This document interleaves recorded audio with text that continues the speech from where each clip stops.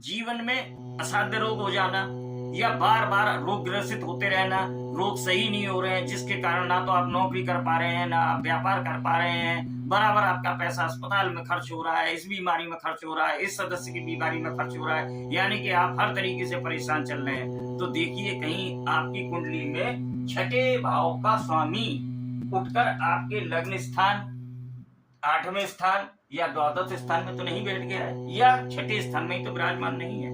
यदि आपकी कुंडली में छठे भाव का स्वामी लग्न स्थान में हो जाएगा तो आप जीवन भर रोग से लड़ते रहेंगे, जिसके कारण आपकी शिक्षा में व्यवधान आएगा, आपकी नौकरी में व्यवधान आएगा, आपको व्यापार में, यानी कि आपका शरीर आपका साथ ही नहीं देगा। एक बीमारी खत्म हुई और दूसरी बीमारी आपके शरीर में लग गई, या ऐसी ही बीमारी लग जाएगी जिसका आपका इलाज ही जीवन भर ही इलाज कराना पड़ जा रहा है। छठे भाव में बैठ जाएगा।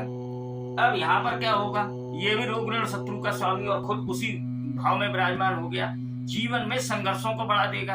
आप अपनी बीमारी के कारण या दूसरे की बीमारी के कारण, पारिवारिक सदस्य की बीमारी के कारण बराबर परेशान चलते रहेंगे। आप उससे बिल्कुल जैसे शत्रु की तरह, वो शत्रु बीमारी ही आपकी शत्रु बन जाएगी। आप जीवन भर उसी में उलझे रहेंगे। यदि छठे भाव का स्वामी आठवें भाव में, ये कष्ट का भाव, दुखों का भाव, संघर्ष का भाव, यानी कि आपको या तो ऐसे रोग हो जाएंगे या आपके किसी पारिवारिक सदस्य को ऐसे रोग हो जाएंगे जिससे आपके जीवन में संघर्ष बढ़ जाएंगे।